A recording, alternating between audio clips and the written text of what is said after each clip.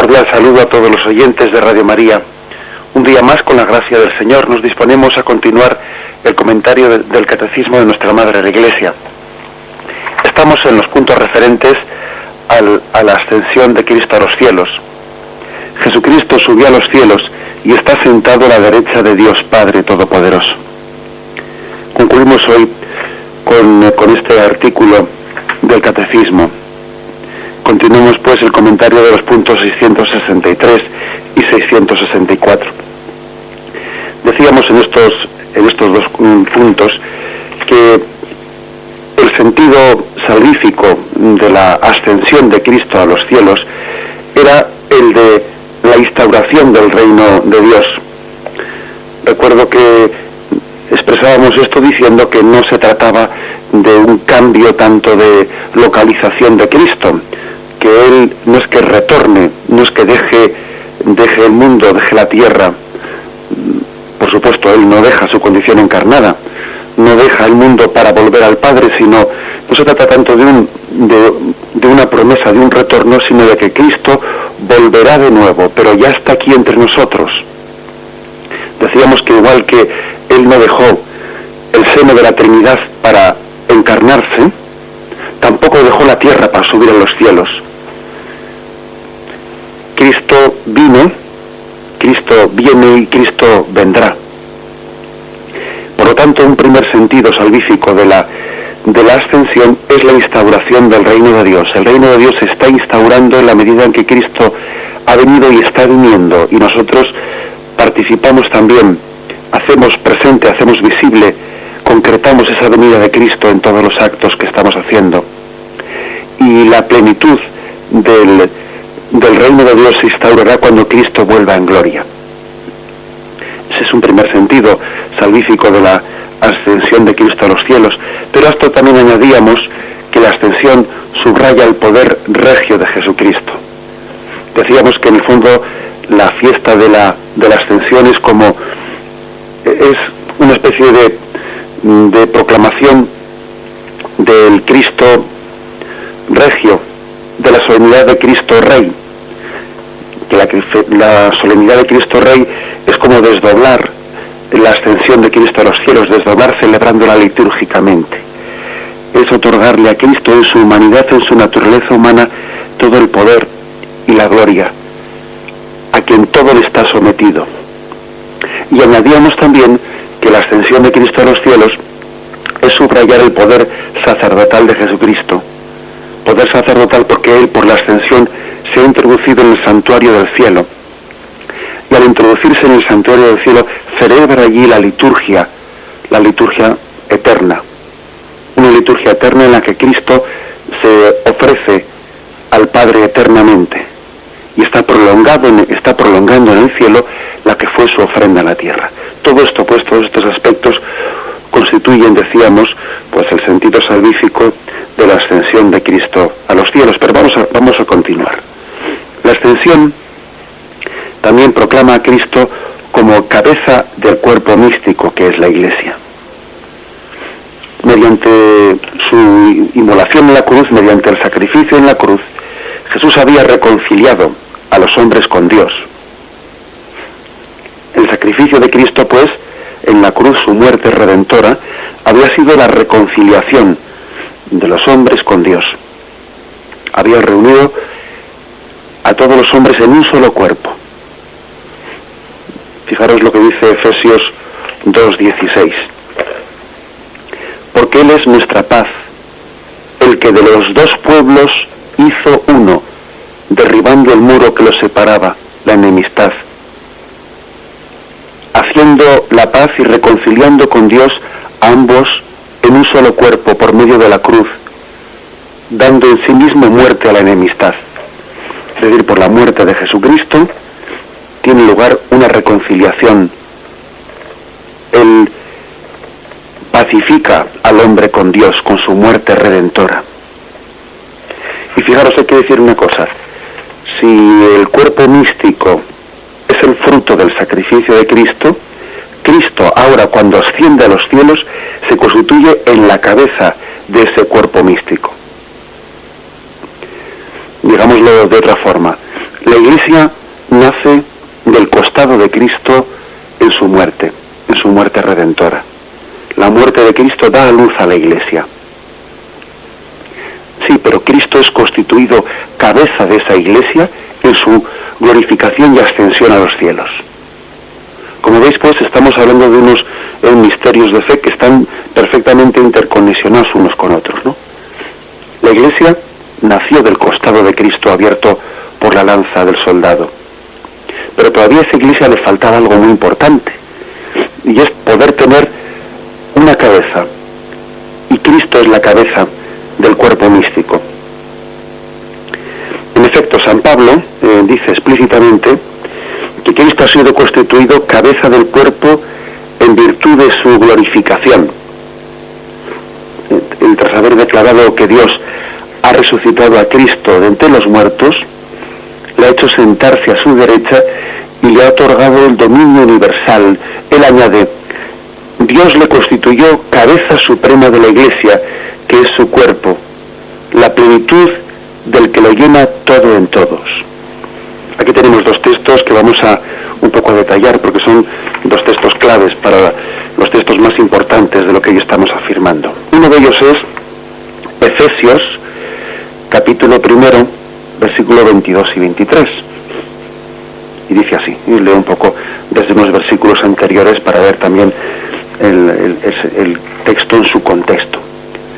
No ceso de dar gracias por vosotros, recordándoos en mis oraciones, para que el Dios de nuestro Señor Jesucristo, el Padre de la Gloria, os conceda espíritu de sabiduría y de revelación para conocerle perfectamente, iluminando los ojos de vuestro corazón para que reconozcáis cuál es la esperanza a la que habéis sido llamados por Él, cuál la riqueza de la gloria otorgada por Él en herencia a los santos, y cuál la soberana grandeza de su poder para con nosotros, los creyentes, conforme a la eficacia de su fuerza poderosa, que desplegó en Cristo, resucitándolo entre los muertos y sentándole a su diestra en los cielos, por encima de todo principado, potestado, virtud, dominación, y de todo cuanto tiene nombre no solo en este mundo, sino también en el venidero. Ahora fijaros, bajo sus pies sometió todas las cosas, y le constituyó cabeza suprema de la Iglesia, que es su cuerpo, la plenitud del que lo llena todo en todos. Es decir, aquí habla, en este contexto, de que en la glorificación y la ascensión de Cristo a los cielos, Dios es constituido cabeza suprema de la Iglesia. Otro texto también muy claro es el de Colosenses, capítulo 1, versículo 18. Él es imagen de Dios invisible, primogénito de toda criatura, porque en Él fueron creadas todas las cosas, en los cielos y en la tierra, visibles e invisibles, tronos, dominaciones, principados, potestades. Todo fue creado por Él y para Él. Él es anterior a todo y todo se mantiene en Él. Él es también la cabeza del cuerpo, de la Iglesia. Él es el principio, el primogénito de entre los muertos, y así es el primero en todo. Bien, fijaros, por lo tanto, como San Pablo habla con mucha claridad de que Cristo es constituido cabeza de la Iglesia por su ascensión a los cielos. La Iglesia estaba incompleta, por lo tanto, cuando Jesús la dio a luz, porque una Iglesia tiene pleno sentido cuando tiene una cabeza, y esa cabeza está en Cristo glorificada en el cielo. La función de la cabeza tiene, por una parte, la significación de la autoridad, poder de dominación que Cristo ejerce sobre la Iglesia. Cristo tiene la autoridad en la Iglesia, por encima de todo, dice, ¿no?, ese texto que hemos leído. Pero también tiene otro sentido, el ser cabeza, que es el ser una especie de influjo vital, poder de influjo vital. Las dos cosas tenemos que explicarlas. En Cristo glorioso habita la plenitud de la divinidad. Esto es, la plenitud de la vida divina, y esa plenitud se comunica a la Iglesia. Ese poder de influjo vital aparece todavía más, ¿no?, en el hecho de que esa cabeza nutre a su cuerpo, le hace crecer en Dios. Estos dos aspectos, el de tener la cabeza tiene la autoridad sobre el cuerpo y también tiene el influjo vital, le alimenta, esto estos dos aspectos, que son la función de la cabeza, son dos aspectos muy importantes, ¿no?, de lo que es Dios en nosotros. Es trascendente porque tiene la autoridad, a eso se llama la trascendencia, nos supera, pero también es lo que se dice con una palabra así un poco más complicada, es inmanente, es decir, es íntimo a nosotros, porque desde la cabeza viene el alimento al cuerpo. Tiene la autoridad, nos supera, está por encima, pero también su sangre corre por nuestras venas. Dios es aquel que nos supera, pero Dios también es aquel que es más íntimo a nosotros que lo más íntimo. Es trascendente y es inmanente. Está por encima de nosotros, pero está en nosotros. Las dos cosas están significadas en eso de que Cristo es la cabeza del cuerpo. Nos supera, pero sus pensamientos corren por nuestras venas. Es el influjo vital que está en nosotros. Nos supera, pero es íntimo a nosotros. Los dos aspectos pues quedan aquí subrayados en esto de que Cristo es la autoridad como cabeza, pero es el influjo vital. Él nos alimenta, Él empapa todo el cuerpo, la cabeza empapa todo el cuerpo, ¿eh? Y estos son dos aspectos importantes. Cristo está por encima de la Iglesia y Cristo está al mismo tiempo en la Iglesia empapándolo todo, ¿eh? Llenándonos hasta la última parte de nuestro ser.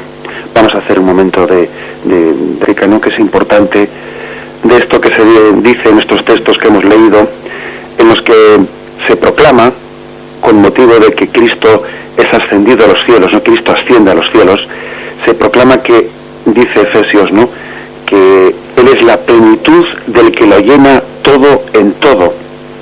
Y también dice Colosenses 1:18, Dios tuvo a bien hacer residir en Él toda plenitud. ¿Por qué se subraya tanto, ¿no?, esto es en la ascensión de Cristo a los cielos, esto de la plenitud? Es muy importante y tiene, como vais a ver ahora, tiene más aplicaciones prácticas de las que nos pensamos. La palabra plenitud, pues en un sentido lógico, pues significa lo que todos estamos pensando. Plenitud es, pues que lo tiene todo. Es decir, que fuera de Cristo, que no necesita nada más para poder conformar la totalidad, ¿no?, que lo llena todo, que lo es todo.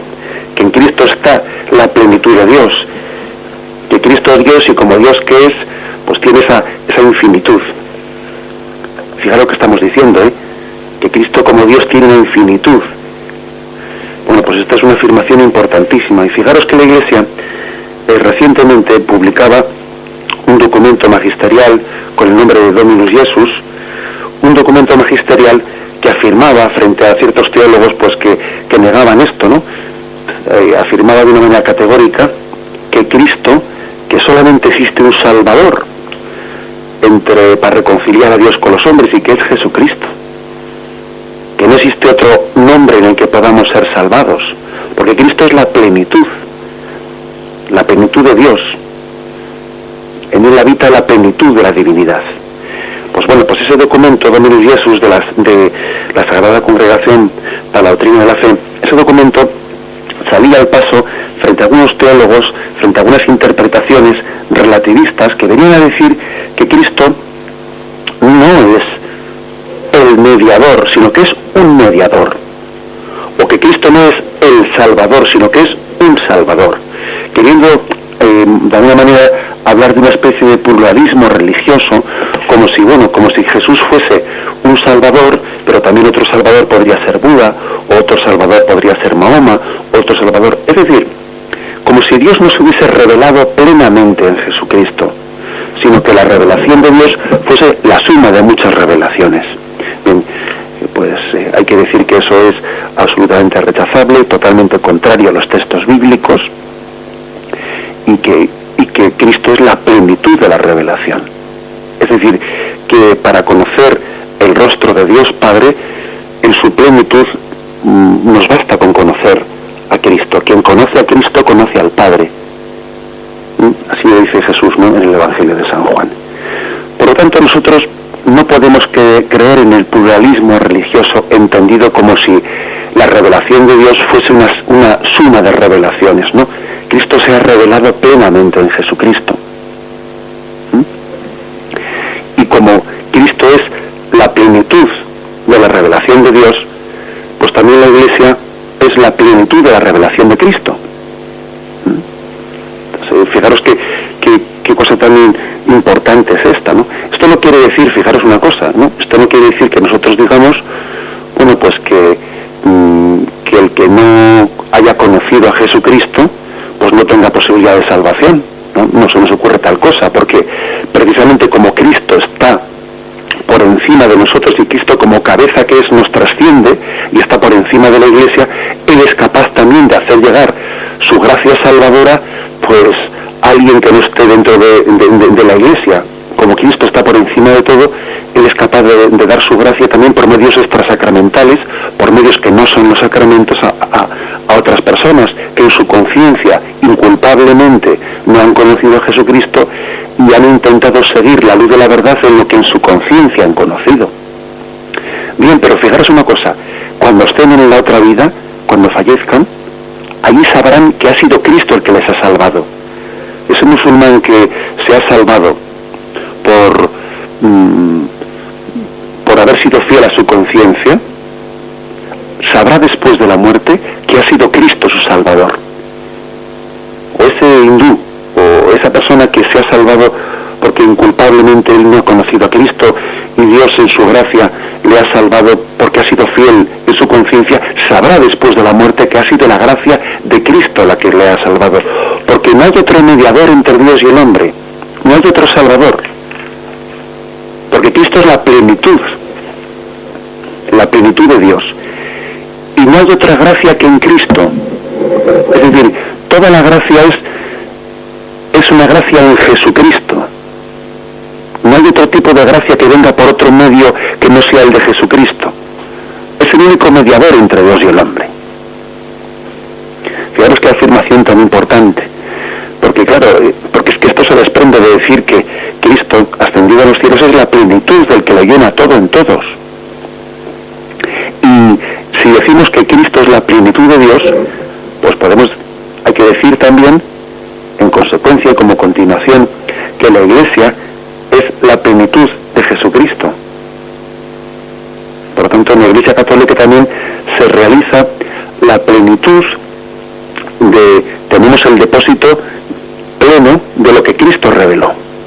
Nosotros no negamos pues que en otras iglesias, como la Iglesia Protestante, la Iglesia Anglicana, puede haber también pues una parte o elementos concretos del depósito de lo que Cristo reveló. Y de hecho, si por ejemplo pues un protestante se hace católico, no le pedimos que se vuelva a bautizar otra vez, sino que le reconocemos como válido el bautismo que recibió. Lo que quiere decir que hay elementos de verdad en otras iglesias que nosotros reconocemos, pero afirmamos claramente que la plenitud de lo que Cristo reveló se encuentra en el seno de la Iglesia Católica. Fijaros pues lo que supone ese término de plenitud.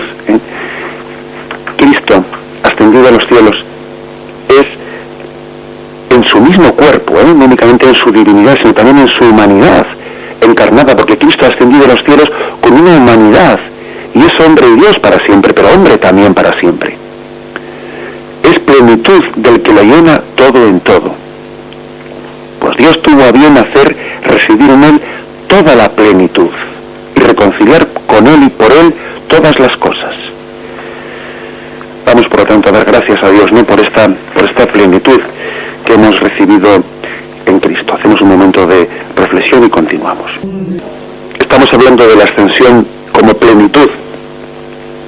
Dice Efesios 4:10 que Cristo subió por encima de todos los cielos para llenarlo todo. La ascensión pues tiene como objetivo la plenitud, el universo y la humanidad henchida de la vida divina. Pero por otra parte también, esta plenitud comunicada por Cristo también comporta una variedad de dones. La diversidad de los carismas, con la formación de una jerarquía en la Iglesia, pues por ejemplo San Pablo le atribuye a Cristo ascendido a los cielos. subiendo a la altura, llevó cautivos y dio dones a los hombres. Y comprende que Cristo ha dado los apóstoles, los profetas, los evangelistas, los pastores, los maestros, para organización del cuerpo místico de Cristo. Así pues, en virtud de su glorificación, especialmente de su ascensión, Cristo tiene el poder de dar al cuerpo místico toda su vida, toda su capacidad de crecimiento. Es en virtud de la ascensión por la que Cristo tiene esa capacidad de transmitir toda su riqueza a todo el cuerpo místico que es la Iglesia. Fijaros, leo este texto, Efesios 4, del 8 al 12. Por eso dice: subiendo a la altura, llevó cautivos y dio dones a los hombres. ¿Qué quiere decir subió? Sino que también bajó a las regiones inferiores de la Iglesia. Este que bajó es el mismo que subió por encima de todos los cielos para llenarlo todo. Él mismo dio a unos el ser apóstoles, a otros profetas, a otros evangelizadores, a otros maestros y pastores, para el recto ordenamiento de los santos, en orden a las funciones del ministerio, para edificación del cuerpo de Cristo. Bien, y añadamos una cosa más. Ese poder de dar vida que tiene Cristo ascendido a los cielos como cabeza, que da vida y además da los distintos carismas, y desde arriba está como conduciendo los brazos al mismo tiempo que conduce las piernas y al mismo tiempo que conduce todos los órganos vitales de la Iglesia. Desde arriba le está conduciendo y transmitiendo vida. Ese poder de dar vida que tiene Cristo cabeza desde el cielo se manifiesta particularmente en la Eucaristía, no lo olvidemos. Cristo ascendido al cielo tiene el poder de dar su carne como alimento y su sangre como bebida. A los discípulos que encuentran demasiado duro este anuncio y que se inclinarían a pensar que se trataba pues del cuerpo y la sangre en la condición de la vida terrena, Él les dio una explicación misteriosa. Lo tenéis en Juan 6, versículos 61-62. ¿Esto os escandaliza? Esto que os he dicho del cuerpo, que tenéis que comer mi cuerpo y beber mi sangre. Esto os escandaliza. Y cuando veáis al Hijo del Hombre subir a donde estaba antes, pregunta Jesús de una manera misteriosa, ¿no? El Maestro les da a entender a los discípulos que tendrán primariamente que ver la ascensión para después comprender la Eucaristía. Les había escandalizado, ¿no?, lo de que tienen que comer su cuerpo y beber su sangre. Y para explicárselo, les dice: esto os escandaliza. Y cuando veáis al Hijo del Hombre subir a donde estaba antes, es decir, lo entenderéis lo que es la Eucaristía cuando veis que Cristo asciende a los cielos, y que no se trata tanto de comer un cuerpo y una sangre de la condición terrena, que eso les podría haber escandalizado pensando que se estaba hablando de una especie de canibalismo. Entenderéis la Eucaristía cuando Cristo ascienda a los cielos. Es un texto importante para ver cómo desde la ascensión de Cristo a los cielos se entiende la Eucaristía. Y es más, por la Eucaristía se nos da la vida divina de Cristo, esa plenitud de Cristo en el cielo se nos transmite por la Eucaristía. En la Eucaristía lo que Cristo quiere es comunicarnos pues su carne gloriosa. La ascensión permite a Jesús dar su cuerpo, ya que éste, al haber sido sustraído, ¿no?, pues a nuestra presencia visible, a la presencia sensible, puede ser dado invisiblemente bajo el signo sacramental. No sería posible la Eucaristía ni ningún otro sacramento, ¿no?, sin la ascensión de Cristo a los cielos. Para poder ser dado en signo sacramental, Cristo primeramente tiene que ascender. Por el hecho de que su cuerpo ha adquirido una condición celeste, puede convertirse en alimento espiritual. En consecuencia, ¿no?, junto con la resurrección, la ascensión pues es también fundamento de la Eucaristía.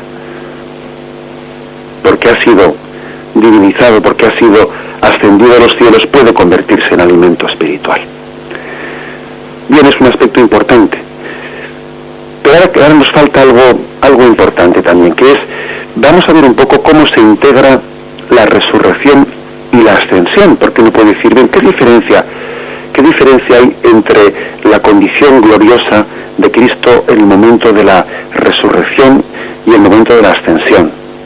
Porque si decimos que Cristo fue glorificado por la resurrección, pues no cabe explicar la ascensión como que la ascensión le glorificó un poquito más, ¿no? La glorificación había tenido lugar ya en la resurrección, y es importante ahora decir, bueno, pues entonces, ¿qué le añadía la ascensión como en el estado de Cristo? ¿Qué le añade la ascensión a la resurrección? Vamos a intentar explicar esto un momento, porque creo que es quizás lo que nos falta un poco para completar esa visión de conjunto del misterio de la ascensión. Ponemos un momento de música. Bien, pues vamos por lo tanto, como decíamos, a intentar explicar, ¿no?, en qué sentido la ascensión añade, ¿no?, otro aspecto distinto al de la resurrección. Está claro que los textos bíblicos y la tradición entienden que la ascensión añade algo ciertamente a la resurrección. Es verdad que la resurrección pues había glorificado plenamente a Jesucristo, pero aquí hay un aspecto nuevo.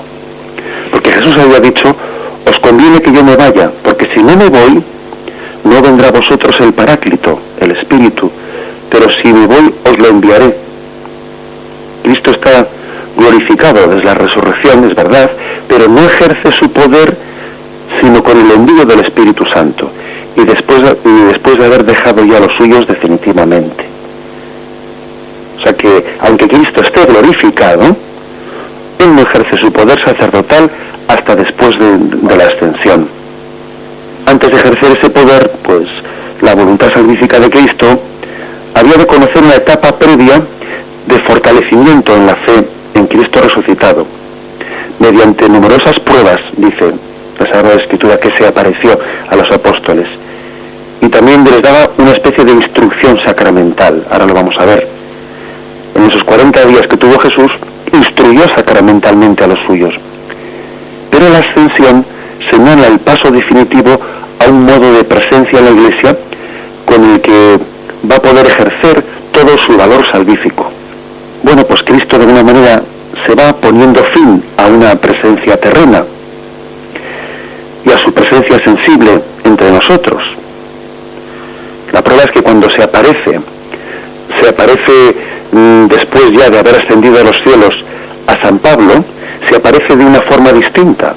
Se trata de una condición nueva que tiene ya.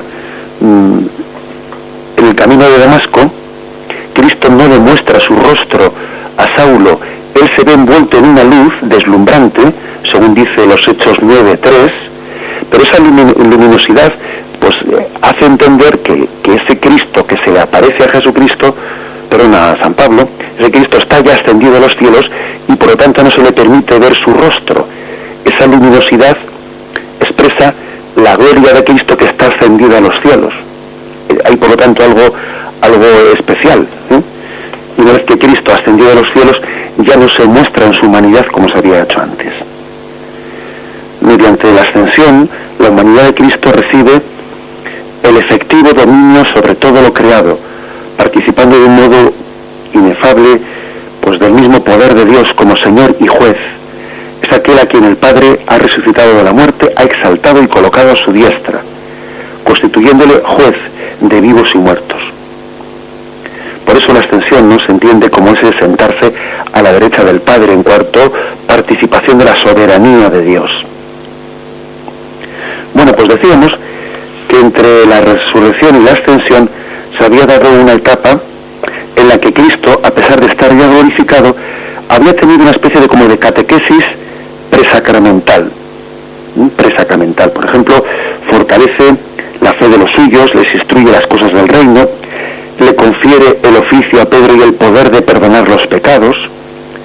Se aparece Cristo resucitado a los suyos dándoles este poder de perdonar los pecados, muy importante, ¿no? Pero el ejercicio de esa actividad sacramental, que supone esa nueva etapa de presencia sacramental de Cristo, especialmente en la Eucaristía, no comienza sino con la fuerza del Espíritu Santo una vez que Cristo asciende a los cielos. O sea, Cristo instituye, da esa catequesis, ¿no?, presacramental, pero de hecho no es efectiva hasta que Él no está en los cielos y no envía al Espíritu Santo. La liturgia, pues, es el ejercicio del sacerdocio celeste de Cristo mediante el Espíritu Santo. Cristo deja su presencia en la tierra para dar a una presencia sacramental mediante la fuerza del Espíritu Santo. Fijaros bien que en los primeros siglos de la Iglesia, la fiesta de la ascensión de Cristo a los cielos y la fiesta de Pentecostés, incluso en muchos lugares, se celebraba al mismo tiempo. O sea, se celebraba como en un solo día, en algunos lugares de la Iglesia. Lo cual quiere decir que son dos misterios plenamente unidos, el de la ascensión y el del envío del Espíritu Santo. Bien, pues hay que decir que es en Pentecostés cuando se inaugura esa, por lo tanto, influjo de Cristo, de ser cabeza de la Iglesia, dándole por el medio sacramental todo el influjo vital de Cristo. Vamos a darnos cuenta, a extraer las consecuencias últimas de esta relación entre resurrección y ascensión. Hacemos un momento de reflexión y continuamos.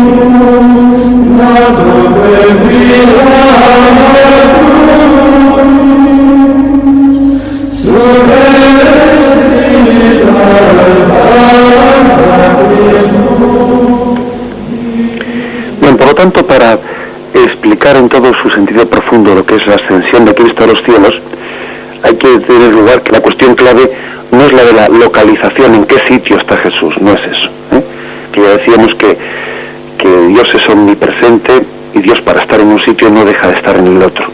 No es que Cristo deje de estar entre nosotros para subir a los cielos. La cuestión clave no es la de la localización, no es una cuestión de un cambio de emplazamiento. El cielo no es tanto un lugar, cuando es un estado, un estar con Dios. Y eso de estar a la diestra de Dios, pues no deja de ser una metáfora, no es un sitio. La ascensión o la subida, pues es una imagen y no pretende significar tanto un traslado desde un lugar inferior a un lugar superior, sino que, desligándolo de esta imagen que evidentemente es metafórica, se trata de un cambio de estado en Cristo, un cambio en la condición de Cristo, en su cuerpo glorioso. Ahora bien, en la condición del cuerpo de Cristo antes y después de la ascensión, el mismo relato bíblico nos invita a ver una diferencia importante. El estado de Cristo ha cambiado. La ascensión es una partida, es cierto, pero por el hecho de que la partida es la última partida, el cuerpo de Jesús queda situado en una condición celeste, en virtud de la cual ya se hace invisible para nosotros. A partir de ahora ya no habrá nuevas apariciones visibles de Cristo. La condición celeste de Cristo en la ascensión tiene una característica que interesa mucho para nosotros, que como ya su partida ha dejado de ser invisible para nuestros sentidos, va a venir espiritualmente por medio del Espíritu Santo. En la medida en que Cristo ya no es percibido por los sentidos, ahora va a venir de otra forma. Va a venir espiritualmente a través del Espíritu Santo. Fijaros bien que había una incompatibilidad, conforme al plan divino, entre que Cristo estuviese corporalmente presente en medio de sus discípulos y que viniese espiritualmente a través del Espíritu Santo. Nos cuesta entender esto, pero Jesús mismo lo dijo: os conviene que yo me vaya, porque si yo me voy, no viene a vosotros el Espíritu Santo.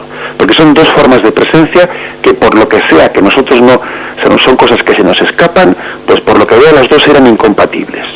Luego, os conviene que yo me vaya, porque si no me voy, no viene a vosotros el Espíritu Santo. Luego Cristo termina una forma de presencia para inaugurar otra. Esta es la clave de la ascensión. Y esa forma de presencia nueva queda inaugurada tras la ascensión de Cristo a los cielos por Pentecostés. Y todavía más importante, pues es el hecho de que esa ascensión de Cristo a los cielos, pues se subraya, pues, o se expresa diciendo que está sentado a la diestra del Padre. Porque hemos visto que esa entronización a la diestra de Dios, pues es una expresión para designar, pues esa nueva situación de Cristo, ¿no?, lleno de poder y de gloria. Bueno, así de esta forma vamos determinando lo que distingue a la resurrección y la ascensión. La resurrección es la irrupción de una vida nueva en Jesús, espiritual, divina, en el cuerpo de Jesús resucitado. Y la ascensión es la atribución de un nuevo poder espiritual divino para transmitirlo desde el cielo a todos nosotros.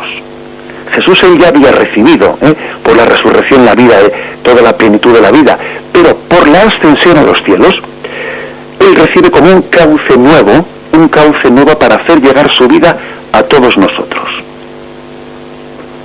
Ese poder, ese cauce nuevo, ¿no?, para comunicar espiritual, no ya, digamos, corporal, o sea, no ya de una visible, sino este nuevo cauce espiritual a través del Espíritu Santo se inaugura cuando Cristo se sienta a la diestra de Dios. La resurrección, pues, es la plenitud de la vida en Cristo, y la ascensión es un nuevo cauce para transmitir esa vida desde el cielo a todos nosotros. Una vida nueva y un poder nuevo son a la vez distintos y estrechamente complementarios. Son distintos porque la vida es más bien la forma que Cristo ha adquirido en sí mismo en la resurrección, y ese poder de transmisión pues lo ha adquirido en la ascensión de Cristo a los cielos. Por eso en la resurrección se debe reconocer la vida divina que tiende a difundirse, y en la ascensión se debe de reconocer el poder que la cabeza posee para dar esa vida de Cristo resucitado al cuerpo. Con la resurrección, el hombre nuevo es constituido en Cristo, ese hombre que Él es antes de nosotros y que nosotros debemos de ser después de Él. La perfección que debe extenderse a la humanidad se realiza, pues, individualmente en la resurrección en Cristo, pero desde la ascensión ya no es individual, sino que eso se transmite a todos nosotros. Fijaros, digámoslo de una manera gráfica para entenderlo así más claramente. Por la resurrección, si fuese únicamente por el misterio de la resurrección, habría un único hombre nuevo, que sería Jesucristo. Pero por la ascensión, ese hombre nuevo que es Cristo se transmite a todos nosotros. Por la ascensión, por lo tanto, Cristo queda como posesionado, ¿no?, de esa función de que Él es, no solamente Él va a ser hombre nuevo, sino que todos vamos a recibir ese influjo de Dios. Sentado a la diestra de Dios, convertido en cabeza del cuerpo místico, Cristo ascendido al cielo puede comunicar a toda la humanidad ese estado de resucitado. Ya todos vamos a ser hombres nuevos, porque nos lo comunica a todos nosotros. La resurrección es ser hombre nuevo, y la ascensión es comunicar a todos el ser un hombre nuevo. No nos bastaría que Cristo lo fuese si no lo recibiésemos nosotros, Y eso se nos da desde la ascensión y desde el envío del Espíritu Santo. Son, por lo tanto, dos etapas en la glorificación: la resurrección y la ascensión. Cristo está totalmente glorificado en la resurrección, sí, pero en la ascensión se nos comunica a nosotros esa glorificación. Son dos etapas que dan respectivamente pues la plenitud del misterio de salvación: ser y transmitir. Cristo es la plenitud de Dios, pero Él nos lo transmite por la ascensión y por el envío del Espíritu Santo. Concluimos aquí este comentario del Catecismo, lo que hace referencia a la ascensión de Cristo a los cielos. Continuaremos, Dios mediante, con el siguiente artículo: desde allí vendrá a juzgar a vivos y muertos. Quienes deseéis participar con alguna pregunta, alguna aportación, podéis llamar al teléfono 917 107 700. 917 107 700. ¿Con quién hablamos? Sí, buenos días. Buenos días. Buenos días, padre. Me llamo Enrique, llamo desde León. Quería hacer una consulta, no precisamente con el tema de hoy, de la ascensión. Siempre hemos leído en las Escrituras que dice que Dios, nuestro Señor, no nos dejará ser tentado por encima de nuestras fuerzas. Y sin embargo nosotros pecamos cuando tenemos una tentación muy fuerte.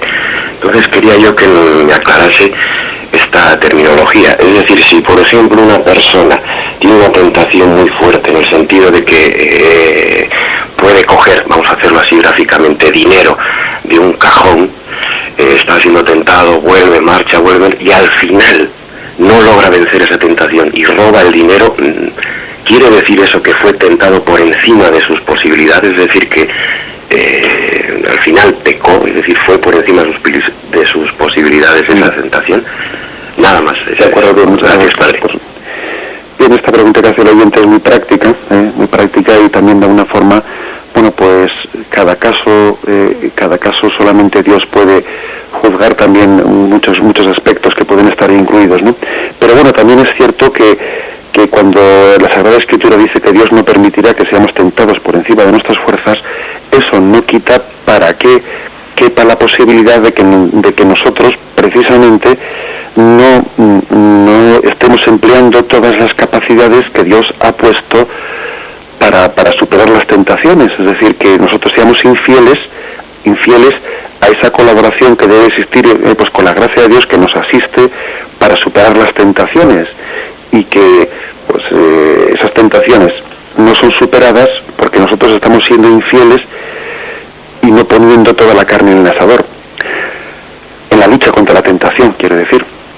A veces también ocurre una cosa, y es que nosotros somos víctimas de nuestra propia historia de pecado, en el sentido de que, como por ejemplo esa persona pues igual ha cogido varias veces ya el dinero de ese cajón que no debía haberlo cogido, se ha podido crear en él un hábito que hace que una vez que ha transgredido varias veces ya pues ese precepto de respetar los bienes del prójimo, luego tenga más proclividad a ello. O sea, se ha creado un hábito, y puede ser un tanto esclavo de ese hábito, y es posible que eso necesite una especie de sanación especial, etcétera, que igual hasta que de alguna manera el Señor, pues por una parte hay que decir que puede permitir ciertas esclavitudes para que seamos más humildes y seamos todavía más conscientes de que necesitamos absolutamente de la gracia de Cristo, y que sin la gracia de Cristo no tenemos fuerzas suficientes, etcétera, etcétera, ¿no? Pero hay que decir que el principio de la Escritura es cierto: con la gracia de Cristo podemos vencer las tentaciones. Si el Señor a veces pues permite nuestra debilidad, no es que Él nos dé la debilidad, ¿no? Pero bueno, Él la permite, pues es para que seamos más humildes y más conscientes todavía de la necesidad de la gracia. Y desde luego esa debilidad no es culpa del Señor, sino que es culpa de nuestros propios pecados anteriores que ahora nos hacen más débiles. Pero en cualquier caso saquemos lo positivo, y lo positivo es que el pecado y la situación de debilidad ante el pecado nos puede hacer conscientes de la plena necesidad de la gracia que tenemos y de que nada somos sin la gracia de Cristo. Bien, adelante. Buenos días, padre. Buenos días, sí. Buenos días, Dios. por favor, ¿podría explicarme en la Eucaristía? Sí. Jesús viene a nosotros espiritualmente y sacramentalmente. ¿Puede ser? Sí, hay que decir que bueno, lo respondo por la radio si le parece. Sí, gracias, muchas gracias. Sí, pues hay que decir que la forma en la que tenemos de recibir a Cristo en la Eucaristía, nosotros recibimos el mismo cuerpo y sangre de Cristo glorioso. El Cristo glorioso. No es el Cristo carnal en la tierra, sino que es el Cristo glorioso que está ahora mismo en el cielo. Es el cuerpo glorificado. Por eso hemos dicho que si Cristo no hubiese ascendido a los cielos, no sería posible la Eucaristía. La Eucaristía es posible gracias a la glorificación y a la ascensión de Cristo a los cielos. Por lo tanto, recibimos la presencia real de Cristo en su estado de glorificación. Es la respuesta así exacta a la pregunta de esta oyente. Bien, pues la verdad es que pues sí es cierto, así se entiende, ¿no? Pues la alegría de la ascensión, porque Cristo está presente pues de una forma mucho más plena, mucho más efectiva. Cristo ejerce como cabeza de este cuerpo que es la Iglesia.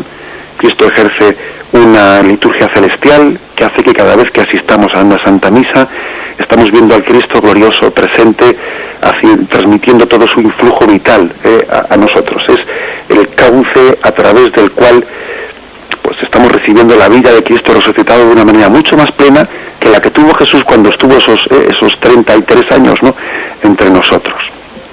Damos por ello gracias y damos gloria a Dios por esta presencia que tenemos de la vida de Cristo desde la plenitud que Él tiene en el cielo glorificado, sentado a la diestra del Padre.